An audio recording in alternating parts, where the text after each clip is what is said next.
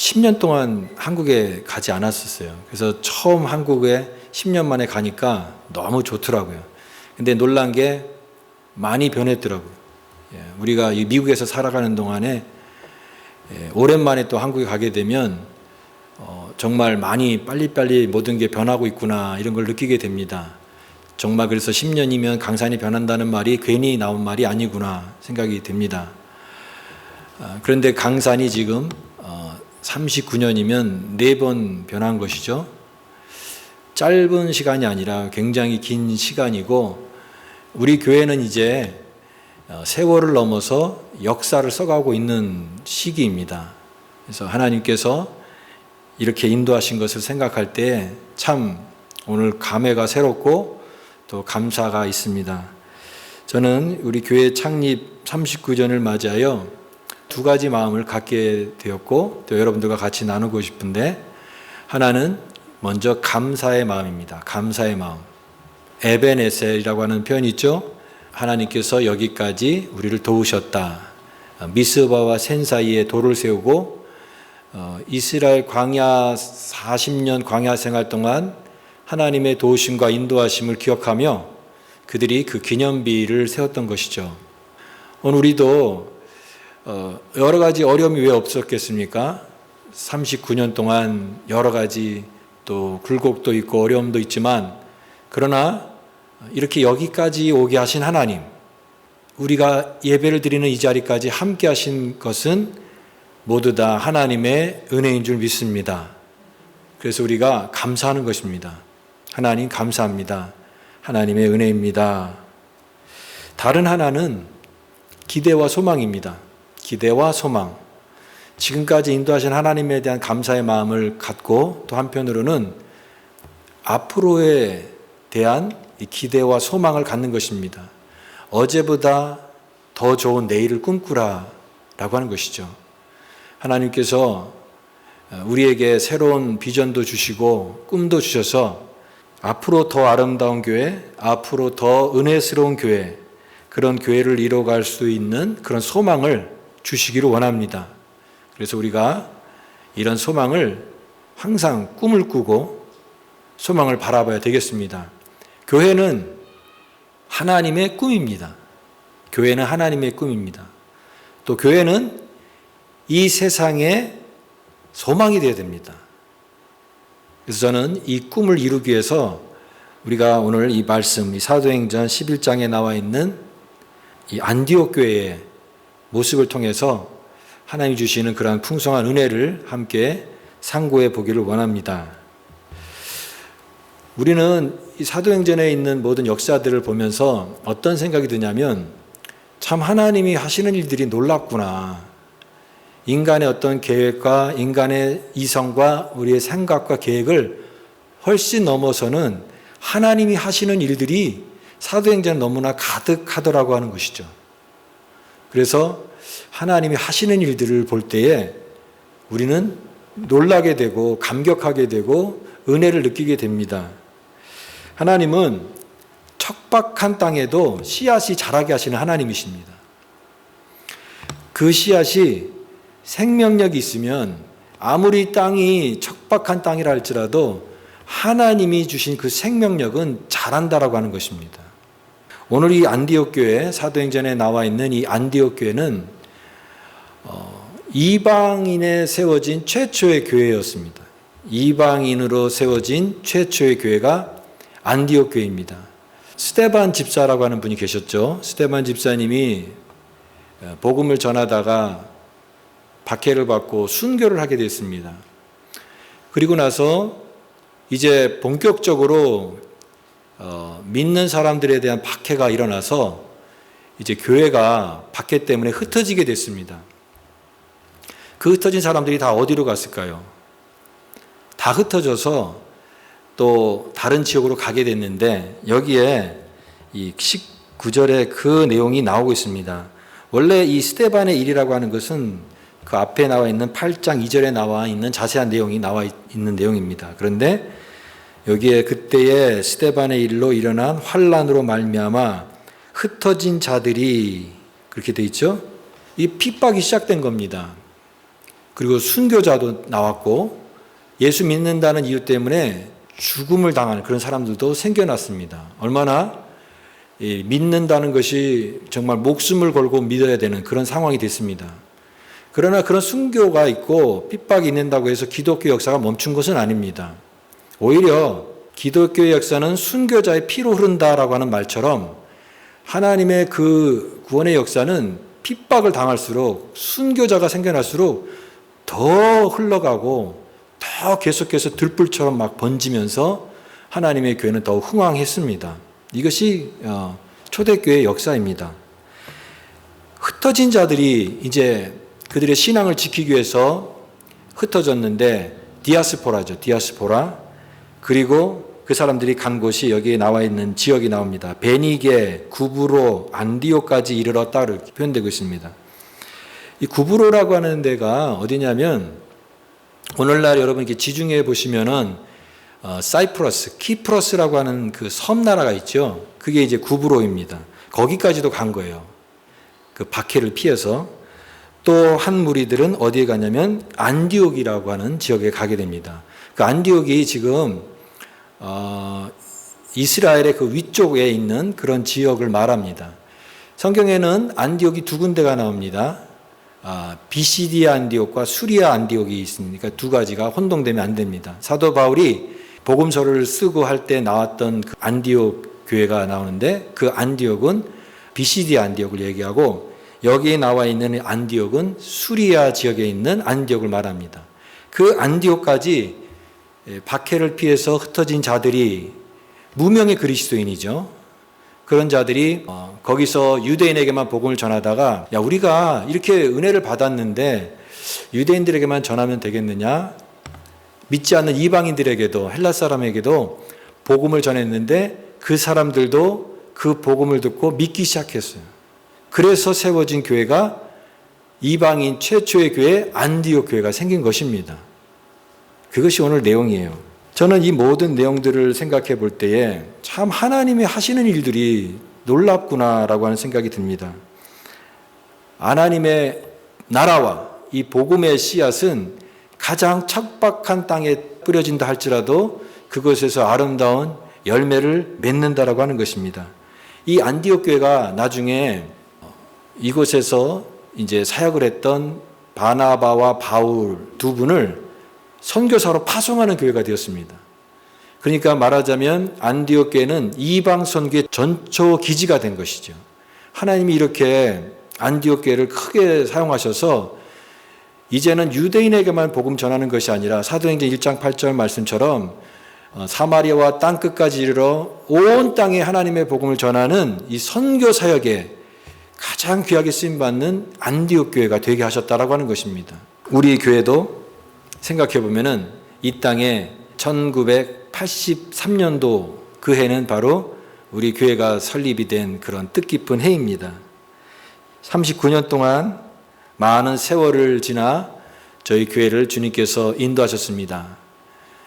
때로는 우리가 생각해 보면은 이곳에 한인 교회가 있다라고 하는 것도 참 놀라운 것이고 또 이곳에 이렇게 많은 아름다운 믿음의 사람들이 함께 모여서 신앙의 공동체를 이루어서 서로 사랑의 공동체를 이루고 있다라고 하는 것도 참 감격스러운 일이 아닐 수 없습니다. 예전에 어떤 분이 교회에 이렇게 오셔서 야, 이 지역에 교회가 없는 줄 알았는데 이렇게 교회가 있다라고 하는 게 참 놀랍네요. 그런 얘기를 했던 기억이 있습니다. 참 놀라운 하나님의 은혜인 것입니다. 여러분 이 세상에 수많은 교회가 있습니다.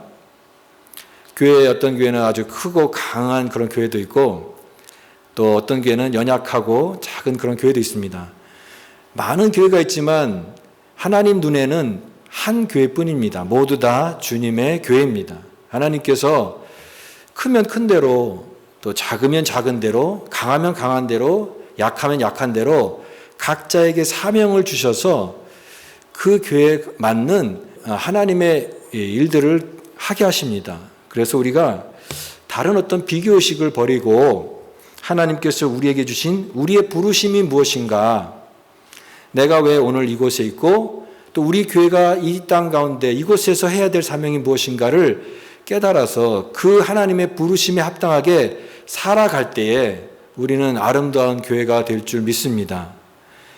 바로 이 안디옥 교회가 이렇게 연약한 자들, 무명의 그리스도인들, 흩어진 자들, 디아스포라를 통해서 세워진 그런 교회였지만 그 교회 하나님의 은혜를 함께 하셔서 이방 선교의 전초 기지가 되는 그런 아름다운 교회로 삼으신 것처럼 하나님께서 우리 교회를 통해서 이곳에 불러주신 하나님의 부르심을 신실하게 감당하고 건강한 교회가 되고 또 우리 성도들이 예수님 정말 뜨겁게 사랑하고 또 하나님 사랑하는 자들이 또 형제자매를 뜨겁게 사랑하는 그런 사랑이 넘치는 아름다운 교회를 세워가야 될 줄 믿습니다. 이것이 안디옥 교회를 통해서 주시는 하나님의 말씀입니다. 그런데 여기에 이 교회는 하나님의 특별한 은혜가 있었다라고 하는 것입니다. 거기에 여기 21절 보니까 주의 손이 그들과 함께 하셨다라고 하는 표현이 나옵니다. 주의 손이, 하나님의 손이 함께 하셨다. 이 주의 손이라고 하는 것은요, 기적을 일으키는 하나님의 능력을 말합니다. 하나님의 능력, 홍해를 가르시고 광야에서 반석에서 물을 내시는 그 기적을 일으키시는 하나님, 그 하나님의 손의 능력이 함께 했다라고 하는 것이죠. 하나님의 손이 나타나면 어떻게 되겠습니까? 얼마나 큰 은혜들이 나타나겠습니까? 그런데 우리가 주목해야 될 것은 하나님의 손이 이렇게 놀라운 능력이 나타났는데 그 결과로 얻어진 게 어떤 유익이냐? 하나님의 손이 나타나서 다 갑자기 부자가 되고 또 앓던 병들이 다 치유되고 그런 부흥을 얘기하시지 않습니다. 하나님의 손이 그들과 함께 하심에 그 다음에 수많은 사람들이 믿고 죽게 돌아오더라 그랬습니다. 하나님의 손이 함께하는 이 놀라운 축복의 결과는 영원히 구원받는 것이었습니다. 수많은 사람들이 죽게 돌아오더라 라고 하는 것입니다. 특별히 하나님께서 복음 전도 또 영혼 구원하는 일을 애쓰는 교회와 함께 하십니다. 여기에 두 사람의 우리가 믿음의 사람을 꼭 기억했으면 좋겠습니다. 그 사람이 바로 바나바와 사울입니다. 사울이 나중에 이제 바울이 되는 것이죠. 이제 이 교회가, 안디옥 교회가 이렇게 많은 사람들이 세워지고 교회가 흥왕한다라고 하는 것을 듣고 바나바와 사울이 그곳에 가서 사역을 하게 되는데, 바나바는 권위자라고 해서 성경에 아주 능통하고 또 그 많은 사람들에게 많은 칭찬을 받는 그런 사람이었습니다. 근데 오늘 이 성경 말씀에 바나바를 어떻게 표현하고 있습니까? 24절에 바나바는 착한 사람이요 그랬습니다. 착한 사람이요. 여러분 그 착한 사람이 되시기 바랍니다. 근데 그러면 착한 사람이 어떤 사람이 착한 사람이냐? 착하다고 하는 기준이 다 사람마다 다르겠죠. 교회에서 착한 사람이 된다라고 하는 게 뭘까? 근데 결국은 이것이 하나님의 복음의 감격을 가지고 주님의 교회에 열정을 갖는 것이 그 착한 것입니다. 결국은 하나님의 교회를 너무나 사랑하고 또 복음을 너무나 사랑하고 예수님을 향한 그 뜨거운 마음으로 형제 자매에게 복음을 전하고 주의 일을 하는 일에 열심을 가졌던 그 모습이 착한 사람이었다라고 하는 것입니다. 여러분 그런 착한 사람이 되시기 바랍니다. 하나님의 교회를 정말 뜨겁게 사랑하고 주님을 사랑하는 마음으로 이렇게 하나님의 교회에 함께할 때 참 그런 귀한 인물들을 통해서 하나님의 교회가 더욱더 은혜 가운데 서가는 것이지요. 그 다음에 또 한 사람 사울입니다. 사울이 예수님 만나서 변화된 게 사도행전 9장에 나와 있습니다. 다메섹으로 가는 길에 예수님 만나서 그가 이제 완전히 자기가 여지까지 믿던 것들이 잘못되었다는 것을 깨닫고 예수님 만나고 나서 그가 그 다음 사역을 준비하면서 그는 자기 고향에 있는 다소라고 하는 그 고향에 있었는데 이 사울을 인도에서 함께 안디옥 교회를 섬기는 사역에 동참하게 한 사람이 누구냐면 바로 바나바입니다. 그러니까 바나바가 참 귀한 사람이에요. 사울은 이제 예수님을 만났지만 아직도 많은 사람들이 저 사람은 예전에 예수 믿는 사람들을 잡아 죽이던 그런 열심히 있는 사람이었는데 그에 대한 물음표를 갖고 있던 상황이었습니다. 그리고 하나님께서 어떻게 자신의 사역과 삶을 인도하실지 아직 몰랐는데 이제 사도행전 21장에 나와 있는 안디옥 교회에서 바나바와 함께 하나님의 교회를 섬기면서 그가 본격적으로 이제 하나님의 부르심에 응하여서 일을 하게 됩니다. 여러분, 이 사울이 바울 되는 기적입니다. 참 이렇게 하나님을 극적으로 만나서 주님을 극적으로 만난 사람, 이 변화된 사람, 그 한 사람의 영향력이 엄청나다라고 하는 것이죠. 제가 많은 교회 사역을 통해서 깨달은 게 뭐냐면 교회에 정말 필요한 게 이게 은혜 받은 사람이 필요합니다. 은혜를 너무 깊이 받아서 감격하고 기쁨이 넘치는 그 사람의 모습을 보면서 다른 사람도 은혜를 받게 됩니다. 여러분, 코로나만 전염성이 있는 게 아니라 하나님의 은혜도 전염성이 있습니다. 은혜 있는 자 옆에 은혜 받은 자가 또 생기는 거예요. 마치 촛불 하나가 켜져서 그 다음 사람에게 촛불이 켜져서 온 방에 촛불이 다 켜지는 것처럼 하나님의 은혜를 받은 그 심령이 있게 될 때 그 주변에 있는 사람들도 감사를 느끼게 되고 하나님을 막 경험하게 되고 은혜를 느끼게 됩니다. 여러분, 우리 교회가 그런 교회가 되기를 원합니다. 은혜 받은 자가 되어야 돼, 내가. 그러면 내 주변에 있는 사람들에게 은혜가 전파되어서 교회가 은혜가 충만한 교회가 되게 됩니다. 이것이 바로 사울의 인생이었어요. 사울을 바울 되게 하신 하나님, 그리고 그를 도와서 함께 사역의 자리에 함께 세운 이 바나바의 사역. 그래서 오늘 이렇게 말씀하고 있습니다. 21절, 주의 손이 그들과 함께 하심에 수많은 사람이 믿고 주께 돌아오더라. 영혼 구원은 전적으로 하나님이 하시는 일들입니다. 하나님이 처음부터 끝까지 하시는 일이지만 우리는 그 일에 동참을 해야 됩니다. 하나님께서 우리를 그렇게 동참하기 위해서 우리를 부르셨습니다. 여러분, 교회가 해야 될 가장 중요한 사명은 저는 영혼구원이라고 생각이 됩니다. 그래서 우리 교회 주보에 보시면 교회의 선교 사명 첫 번째가 무엇입니까? 영혼 구원하여 제자 삼는 교회입니다. 영혼 구원. 영혼을 구원하는 일이 교회가 해야 될 가장 귀한 사명인 줄 믿습니다. 그래서 우리 교회를 통해서 하나님 이곳에서 정말 영혼이 구원하는 그런 놀라운 역사가 있게 하여 주옵소서. 우리 함께 기도할 수 있기를 바랍니다. 그래서 매년마다 좀 세례를 주기도 하고 세례 받는 자가 좀 일어나기를 원합니다. 또 그리고 나는 이곳에서 예수님을 믿게 되었습니다. 예수님 만났습니다라고 간증하는 그런 간증들이 계속해서 많아지는 그런 교회. 하나님의 기쁨이 되는 그런 교회입니다. 안디옥 교회에 그런 구원의 역사들이 일어났다고 하는 것입니다. 오늘 우리도 우리 신앙의 믿음의 사람들이 이곳에서 함께 아름다운 신앙생활하면서 또 믿지 않는 영혼들에게 또 복음을 알지 못하는 영혼들에게 하나님의 생명의 복음을 전하여서 그들도 세례받고 예수님을 나의 구주로 영접하는 이 구원의 역사가 일어나는 그런 생명력 넘치는 교회가 되어야 될 줄 믿습니다. 그것이 우리에게 주신 하나님의 말씀입니다. 마지막으로는 안디옥 교회는 실천이 있었다라고 하는 것입니다. 실천. 하나님의 말씀을 받고 그 말씀을 섬김과 나눔을 통해서 말씀을 삶으로 실천했던 그런 교회였습니다. 안디옥 교회가 연약하게 시작했잖아요. 그런데 그 연약한 교회가 누구로부터 도움을 받고 보조를 받는 그런 형편에서 이제는 자립이 되어서 그 교회가 이제는 다른 사람을 어려운 교회를 또 어려운 이웃을 도와주는 교회가 되었다라고 하는 것입니다. 29절 말씀에 제자들이 각각 그 힘대로 유대에 사는 형제들에게 부조를 보내기로 작정하고 그랬습니다. 이제 그들이 은혜를 너무 받다 보니까 우리가 이렇게 받은 은혜를 받고 가만히 있으면 안 되겠다. 우리도 은혜를 나누어 주자. 여러분, 은혜는요, 내 안에 차야 됩니다. 물이 차야 물이 넘치는 것처럼 차야지 넘치죠.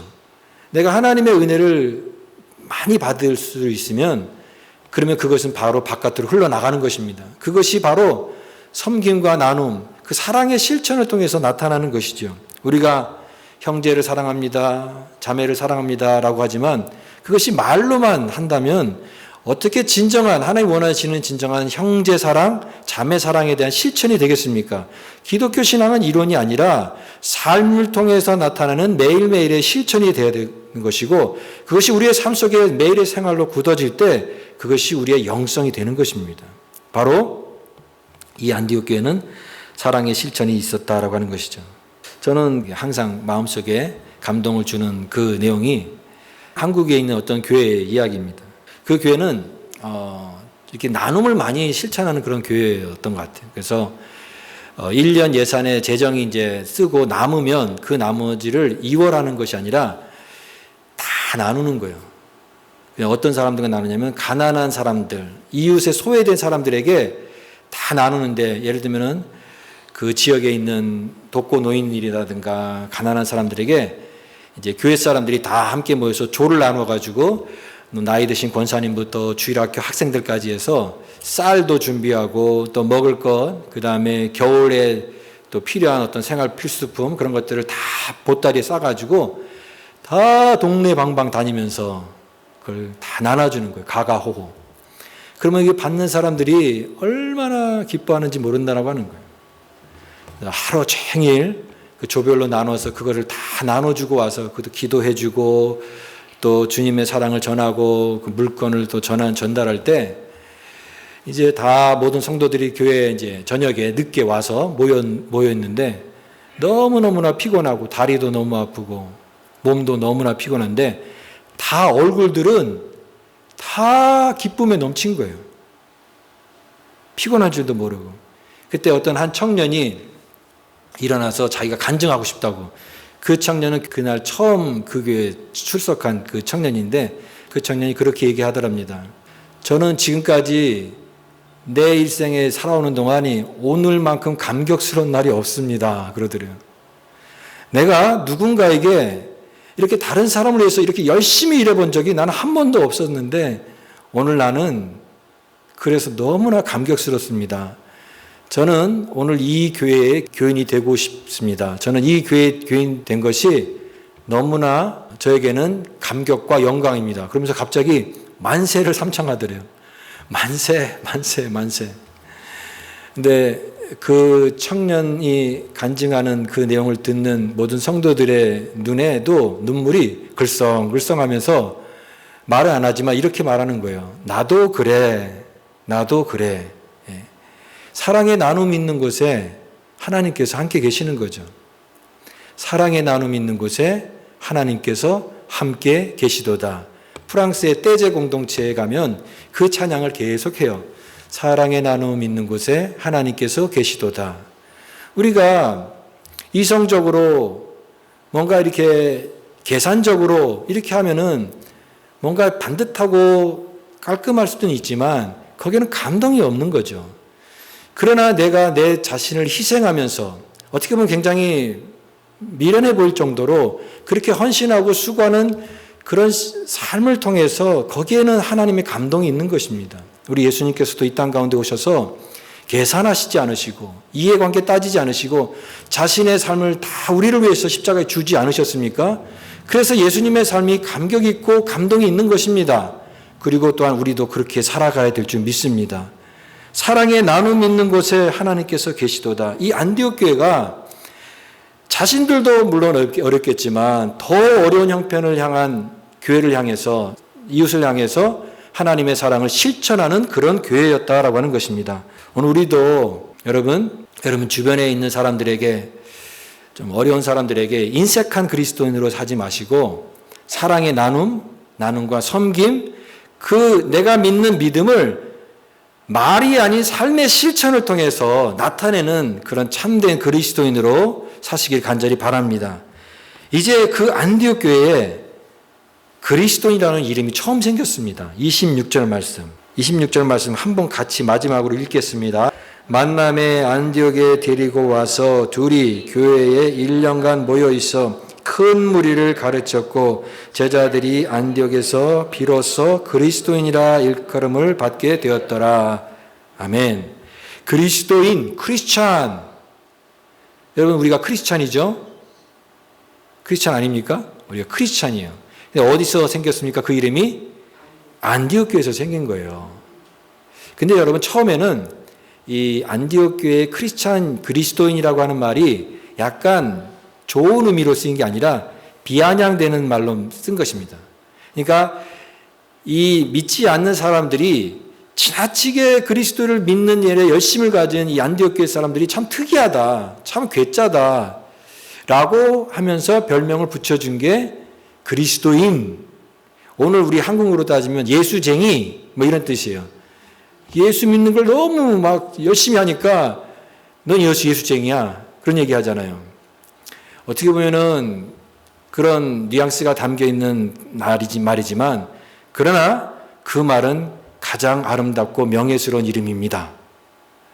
여러분, 우리가 진정한 그리스도인이 된다라고 하는 것은요, 이것도 아니고 저것도 아니면 안 됩니다. 그러면 하나님으로부터도 인정 못 받고 세상으로부터 인정 못 받습니다.